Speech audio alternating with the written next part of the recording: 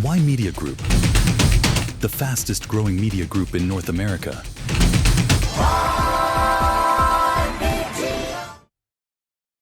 Hello and welcome back to Y Media Newsroom. I'm Ramona Singh, and Canada is making one of its largest defense procurement decisions in history. The federal government has selected Germany's ThyssenKrupp Marine Systems, or what you would call TKMS, as the preferred partner to build a new fleet of 12 submarines for its Royal Canadian Navy. The decision comes just ahead of NATO summit, where defense spending as well is going to be the top topic, as we covered, for the 5% of GDP by 2035.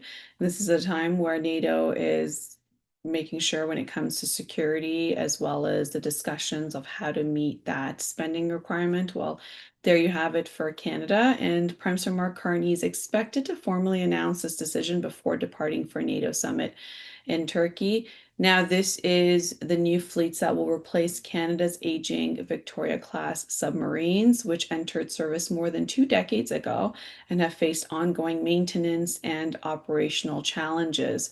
So now this winning proposal features what you see there is Type 212CD submarine, which is a next generational conversational submarine jointly developed with Norway. Now, the vessel is designed with distinction when it comes to its diamond-shaped hull to reduce its acoustic signature, and it's built using non-magnetic steel to make detection more difficult, and is intended to become the future of NATO standard for conventional submarines. Now, Germany's bid defeated a strong challenge from South Korean shipbuilder Hanwha Ocean, which had promoted its KSS 111 submarines as promised, which would be a significant industrial investment in Canada. But what ended up happening was both companies campaigned very heavily and very aggressively, highlighting the job creations in Canada, as well as domestic manufacturing and what would be a long-term economic partnership. But this announcement comes at a time where you have this geopolitical movement where Prime Minister Mark Carney has said that essentially reaching NATO's target of the 2%, which it already has, but then the future top targets of 4% and 5%. It's also at a time where you have Prime Minister Mark Carney, who wants to choose, I guess, a European supplier, as the Prime Minister says, would be more aligned with Canada's broader effort to strengthen Canada's strategic relationship with the European allies at a time where Canada's having a very difficult time when it comes to the CUSMA agreement with United States. And so this is what is going to be announced, but this is a massive, large investment of 12 fleets. This is a major investment also in the Arctic and the Atlantic security, a stronger commitment to NATO, and what we're seeing is a shift closer to defense spending and cooperation with Europe, and less away from the United States. Now, when it comes to long-term industrial and technological partnerships, this will be the case when it comes to this agreement with Germany. Now, just a bit of a background in what the submarines Canada had were essentially Canada's currently operating 4 Victoria-class submarines, which was originally purchased secondhand from the United Kingdom back in the late 1990s. And those submarines have experienced repeated maintenance issues, as well as are expected to retire by the year of 2030. So now the Canadian Patrol Submarine Project aimed to replace with these 12 modern diesel electric submarines that will be dramatically expanding Canada's underwater capabilities. This is a massive announcement that the Prime Minister will go more into detail, and of course, we're going to cover it. And Rogers, well, big announcement from Rogers. If you are a customer of Rogers Wireless or Rogers Cable or Rogers Internet, well, here is another one where Rogers is going to take full control of the Maple Leaf sports and entertainment. And this is not just any small deal. This is a $4.35 billion deal. It's one of the biggest deals in Canadian sports and media history. It's set to reshape the country's sports landscape. Essentially, you have Rogers Communications that has agreed to purchase the remaining 25% stake in the Maple Leaf Sports and Entertainment, which is called MLSE, that it did not already own. It owned 75%, so this is the remaining 25%, and this deal is worth $4.35 billion, and they'll be taking the ownership from Kilmer Sports Inc. And this acquisition will make Rogers the sole owner of Canada's most valuable sports franchise.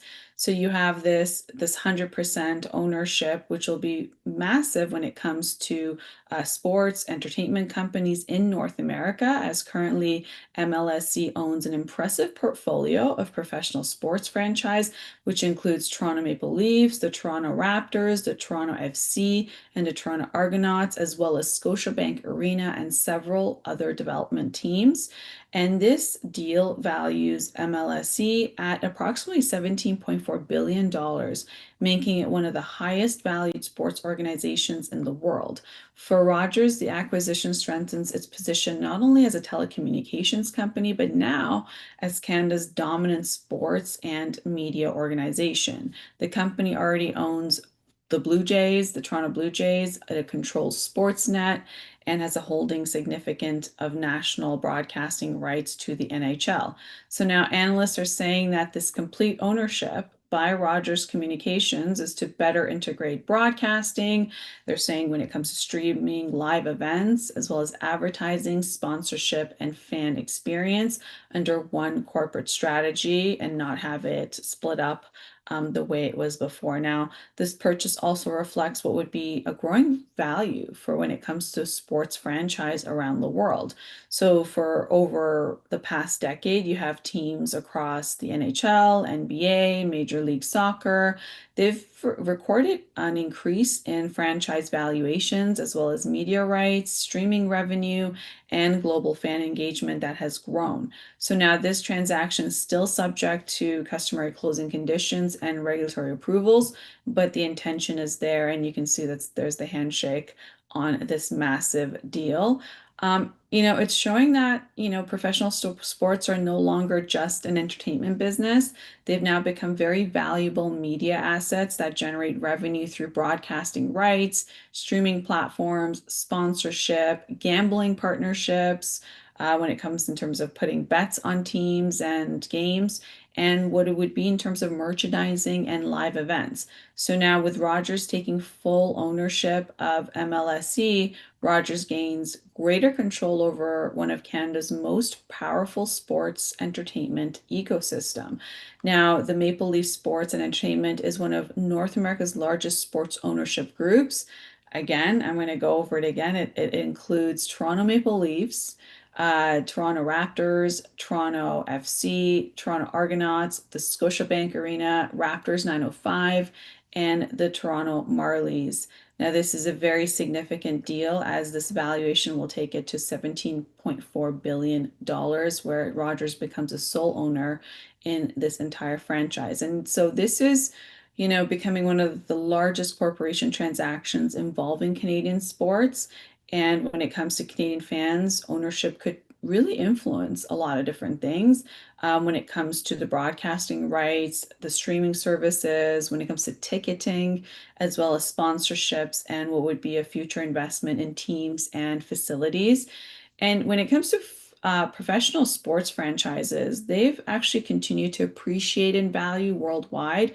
Investors are increasingly seeing it as when it comes to sports, teams are when they become a premium asset because what's happening is consistent revenue, global audience, exclusive media rights in terms of coverage, and a growing sports betting market and international merchandising opportunity. And for this, you have, a massive significant capital investment by Rogers. It will mean higher debt loads. It will also mean increased expectations by its investors and financial returns and overall greater regulatory scrutiny. But regardless, this is one of the most massive deals. And this acquisition is far more than just owning more sports teams. It represents what you're seeing in a convergence of telecommunications with Rogers Communications and its wireless, and when it comes to its internet and home line and cable services, but now it's also on the merge of what you see in terms of media, entertainment, and the big thing here is live sports into one single business strategy for Rogers. And live sports has now remained one of the few types of programming that is consistently attracting large, real-time audiences, making them increasingly valuable in the streaming era. For streaming services, there's, programs on there or movies, and people watch it as they're available. When it comes to live sporting events, that's being streamed, that attracts millions of viewers, and that is why this is such a lucrative deal for Rogers and the level of their investments. And so for full ownership, it means greater control of over everything in terms of how they broadcast it on Rogers cable and their rights to their digital content. It also means the partnerships and the sponsorship deals that they'll do and full control of what would be fan engagements. And this transaction also reflects what would be a global trend, a broader trend, I would say, which is professional sports franchises have become some of the world's most sought after investment assets. And this is a scarcity that would be in terms of like loyal fan bases and growing media value continues to push valuations to what we're seeing in terms of record levels. And this entire deal of $1.35 billion, obviously, Rogers is looking for a return on that investment. So the key question now is how does Rogers now leverage full ownership to grow these brands while balancing the interests of fans, broadcasters, and shareholders? Now, coming on to some political news, we know that the House has risen and the MPs are back in their riding, but something different is happening now. You have the Liberal MPs have flooded Calgary Stampede as the Conservatives are potentially seeing maybe this is an election strategy motive that's taking place. We know that when it came to Calgary Stampede, Alberta is conservative heartland. Most of the conservative MPs come from Alberta. And even though the Calgary Stampede, which is a huge event, will always attract the prime minister, even if it's a liberal prime minister, as you recall, Prime Minister Justin Trudeau making trips for the Calgary Stampede. But there's a difference in this one, is because there is now a more larger liberal presence at the Calgary Stampede. And if you can wait for it, you will not believe how many Liberal MPs are now attending the Calgary Stampede this year. There's about 40 Liberal MPs. Yes, you heard it, 40 Liberal MPs and cabinet ministers. So out of that, you have the Prime Minister, you have 11 cabinet ministers, and the rest are MPs, a total of 40 of them present at Calgary Stampede. Now, Calgary Stampede, given that it is in Alberta, you usually have a lot of the conservative MPs present. And so now you have 40 Liberal MPs there, and conservatives are saying that this visit is not just about pancakes or when it comes to cowboy hats, which is what you're seeing the Prime Minister do there, flipping a pancake while he's wearing his cowboy hat. But they're saying that they believe that the Liberals are laying what would be the groundwork to make gains in Alberta ahead of the next federal election. The question remains, when is the next federal election? Because as we know it, the Liberals have a very slim majority, and that would mean that given that the general election was last year, then it would make it that the general election should be in another 2.5 years. But in this case, there's a lot of rumors that it may be earlier. And so here you have it, the Calgary Stampede has always been more of like a summer festival, but a lot of the politicians are there. You always obviously have the Premier of Alberta, you have all of the MPPs, the MLAs from the Alberta government, and then you have a lot of the conservative MPs who are there and the leaders of the parties that also show up. So in this case, you have Canada's most important political stages, and more specifically now, because of this separatist movement that's been taking place in Alberta, the sentiment to separate from the rest of Canada, with Premier Smith setting the referendum date on October 19th, which would be a referendum on a referendum, but nevertheless, you do not ignore. And if you recall, the 301,000 signatures by Albertans putting their petition forward to go into a referendum to separate from Canada. So this is a time where you do need MPs and you do need more push on Confederation to stay within Canada. And this comes at a time where you have the Liberals present as you've had Alberta for the longest time say that Ottawa doesn't pay attention to us. They don't listen to us. And that's what they call Western alienation. And so this is one of the biggest political stages that we're seeing right now. And the Liberal presence this year is unusually large. Now, you never have 40 Liberal MPs showing up. And those 40 Liberal MPs are from other parts of Canada because it's usually Conservative MPs that uh, win general elections in Alberta. So now the Conservatives are taking notice as some senior Alberta Conservatives are saying that this is not just a routine outreach. This is very significant and very different. And they're saying that they believe the Liberals are using the Stampede to test the political ground in Alberta and begin preparing for the next federal election. And they're saying that this is so because the timing matters. Now, Alberta is heading into this referendum in just a couple of months. You have provincial frustration with Ottawa that remains a major political force. And you have issues like energy policy, equalization payments, federal regulations, carbon pricing, and Alberta's place in Confederation that continue to dominate the political debate in Alberta. And so for Liberals, the challenge is clear. Alberta has long been a difficult territory to crack. The party has struggled to win seats outside of Edmonton and Calgary, while Conservatives remain very dominant for the rest of the province. So now here you have Prime Minister Mark Carney, who actually grew up in Alberta, even though he was born in the Northwest Territories. But his family went and moved to Alberta, and that's where he grew up.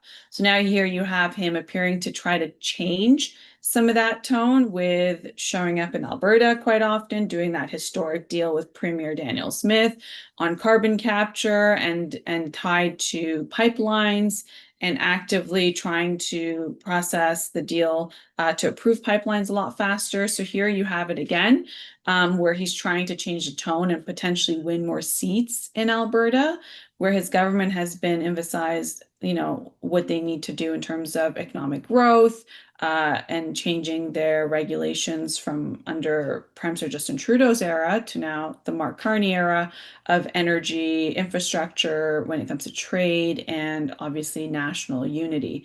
So this major presence at the Stampede has now giving the Liberals a chance to meet other people in Alberta, to meet community leaders, business leaders, community groups, Indigenous leaders, as well as energy executives, local officials, and voters directly for what it looks like is an election strategy to be able to make headways with Albertans.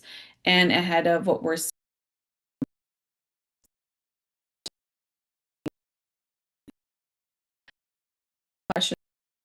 up is enough because Albertans have already heard plenty of federal promises before. We've heard it from Deputy Leader Tim Uppel when we did an interview with him saying that Albertans just don't believe the Liberal government. And so this is a time where we're seeing the Liberals now go in person, and what's to come will be very interesting to see, will this make any headway when it comes to Alberta and its relationship to the federal Liberal government. The Stampede does go on from July 3rd to the July 12th. This is what is unfolding right now as there's a lot of Liberal presence there. And to this, you have Pierre Poilievre, who's the leader, the official opposition leader, as well as the leader of the Conservative Party. And now his new riding is also in Alberta, so he's there as well. There's pictures of him that we can show you, and what's taking place in Alberta during this very critical time of voter consensus and the relationship with Ottawa. Now, the questions will be, as probably Albertans will see all of the Liberal MPs and be like, why are there so many Liberal MPs here going to Calgary? Why are they here at the Stampede?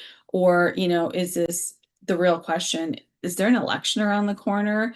Do we expect one in the fall? What's the reason? And the other question is, will Prime Minister Mark Carney be able to make real gains in Alberta during this time as the voters need to start trusting, Alberta, the Liberal government when it comes to energy and some of those other laws that take place? Now, in other news, We have small businesses. We have the latest on artificial intelligence and how that's impacting small business, as we're seeing that it's becoming a very essential part of a business tool when it comes to small and medium-sized companies, helping owners automate routine work, reduce labor costs, improve consumer and customer services, as well as compete with much larger organizations. So in a case where you have Canadian and American small businesses and who, and the question about, worrying, will they adopt AI? Will it replace workers? Well, analyzing it has shown that essentially what's happened is when it comes to small businesses, the technology of AI is actually helping them preserve and actually do better in terms of being able to have people doing multiple roles when it comes to specialization on certain jobs that wasn't capable because of, time restraints and capital constraints. And now you're seeing that AI is able to fill some of those gaps in place. So perhaps those businesses weren't going to hire more expert roles, and now they're having AI fill some of those gaps.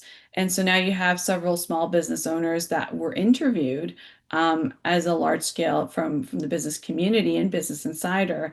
And they said that AI has transformed their daily operations by, for example, if they need to write marketing content or they need to respond to customer queries or summarize meetings or generate contracts or coding software, bookkeeping. And what it does is it reduces reliance on multiple software subscriptions, of course. But what they're also finding that is that these companies are operating only with a handful of employees. And what's happening is with a handful of employees having to do that many different tasks, it's increased their productivity and to be able to, be able to address some of those concerns. Now, the AI adoption has come with its challenges, of course, because now small businesses are often paying double the average per employee cost for AI software.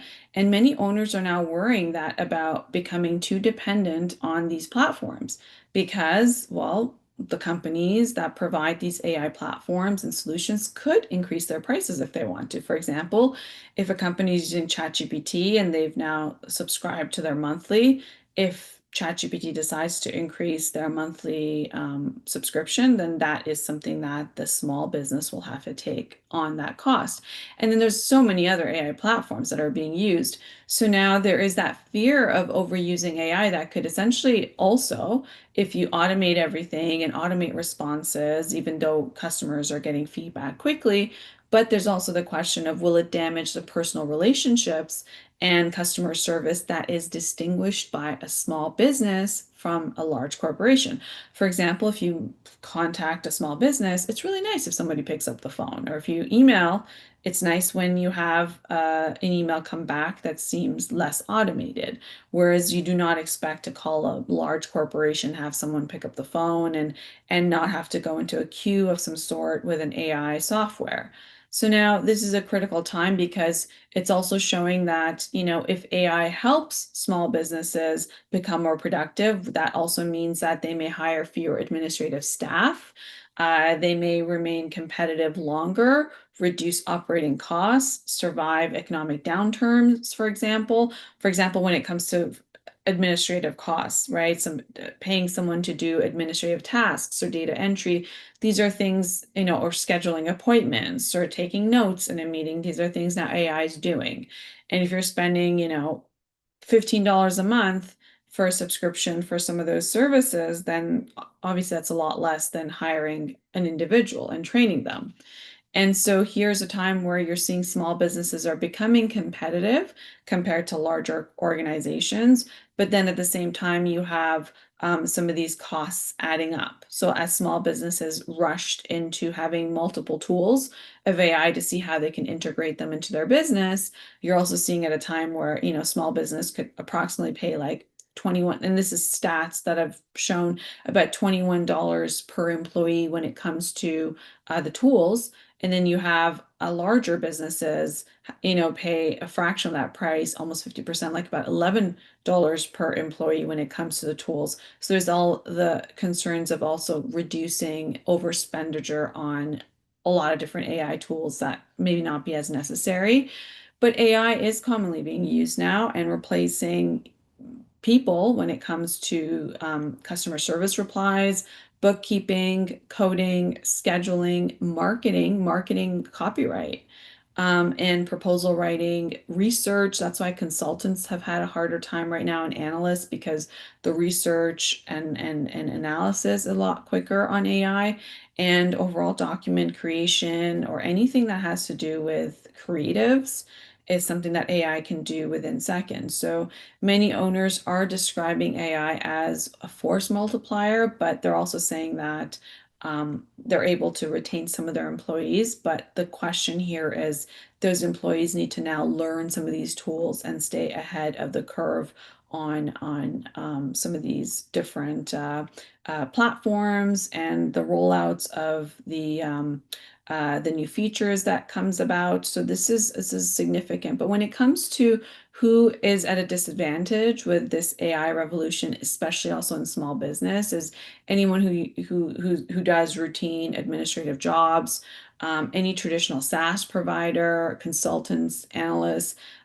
That's what we're seeing take place at a time. So now this AI debate is often framed as, for so far it's been about humans versus machine, but this is showing that there's also concern on what's happening on Main Street, right? These small businesses, and many small businesses, they're saying that AI isn't replacing their people because they already had a small amount of people. What it's doing is it's helping the few employees that they have and the owner to be able to survive in an economy where costs continue to rise and customers expect more of an instant service, which AI is able to fill some of those gaps. Now, also, there's the other concern is that companies are also becoming more careful about how they use AI after rising token usage has driven up costs. And so many are now focusing on what they're saying is like token hygiene to get more value out of their AI tools. So companies including Uber and Microsoft are reassessing their usage. They're saying they're token maxing, which essentially is leading to higher bills, AI bills to be exact, as businesses are shifting towards more efficient AI prompts and workflows to be able to cut any sort of wastage and to be more efficient. And so there you have it at a time where there was the first wave of AI adoption, which came with a speed. And now this next wave is about discipline and about companies that need to learn how to use AI efficiently and have the edge. And in another news is that AI chips are now sending price increases. As we have demands that are being driven by AI, it has pushed memory chips prices towards very record highs. It's boosting profits for semiconductor manufacturing while it's increasing costs for smartphones, computers, data centers worldwide. We even had Apple say that some of their models will be a little bit more expensive because of the shortage on the chips. So now the prices are actually in some areas are going up about 660%. This is very significant because even Apple has cited memory costs when it comes to chips for their higher prices in some of their devices. And overall, the AI demand is contributing what is this the shortage that's being experienced. So now you have memory manufacturing that is also the industries are recording profits record high at a time where you have AI systems that depend heavily on advanced memory chips. As companies race to build larger AI models, demand is outpacing what is manufacturing capabilities, as well as what we're seeing as one of the fastest growing technology markets ever seen before. And that's why people talk about the AI bubble and this AI revolution that's about not just about software now, but now the story is about hardware and powering the software. So now memory chips have become one of the world's most valuable strategic resources. It's now like the new oil, and what is driving industrial boom. And also, you have a Silicon Valley startup that is now backed by Anderson Horowitz that is building a marketplace where companies can buy, sell, and hedge against AI computing power.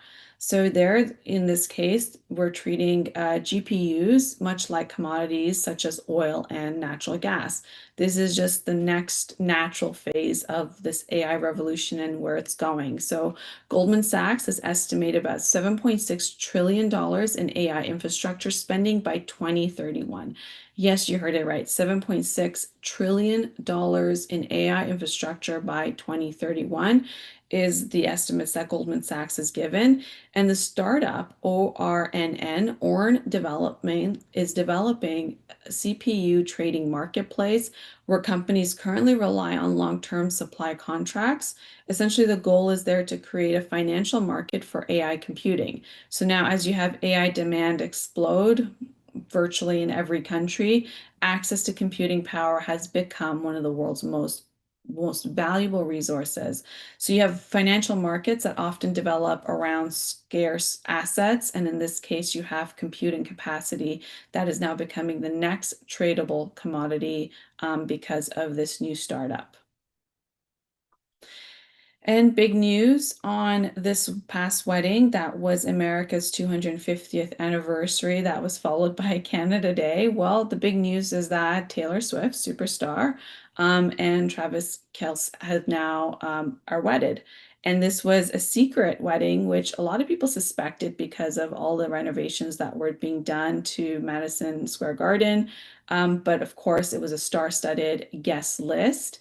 And this wedding of this pop superstar Taylor Swift and Travis Kelce is still making headlines days after the couple tied the knot at Madison Square Garden. Guests are now sharing new details about what many are describing as an intimate yet spectacular celebration intended by some of the biggest names in entertainment and sports. So one of the most talked about celebrity weddings of the year is offering fans a few new glimpses, as you can see there. Those pictures became available after the wedding. And Taylor Swift and the Kansas City Chiefs star have exchanged vows on July 3rd, the day before the July 4th celebrations, during a private ceremony at Madison Square Garden that they're reporting that was just converted to this beautiful, majestic castle, and that is in New York City. While the event itself was tightly guarded, guests have begun sharing some of their impressions of the celebrations. And there you had, speaking publicly, some of the guests were saying, that it was just intentional, real. It was filled with joy, and they've never witnessed a happier bride and groom. Some massive grandeur and intimacy for this wedding because there's not still a lot of images out of what took place or videos, but several attendees did describe deeply personal vows and emotional moments for these two that are now wed. And when it comes to what's taking place, you had Adam Sandler, who officiated the wedding, and everybody else was there. There were pictures of Hugh Grant going in, and Jason Sudeikis, and Jenny Han, and numerous NFL players. But of notable was missing was Taylor Swift's former best friend, who was not there, and that was yeah, but everybody else was there. And it was reported that there was about 1,000 people who attended this wedding, even though Taylor Swift said that, they were going to invite anybody who they've ever worked with or spoken to. And it looked like they made big on that. And the night was filled with the biggest of the stars in music, sports, pop culture, and everything else in between. So we wish the happy couple a celebration and a that's all the time we have on Y Media Newsroom. I'm Ramona Singh. Take care and be well.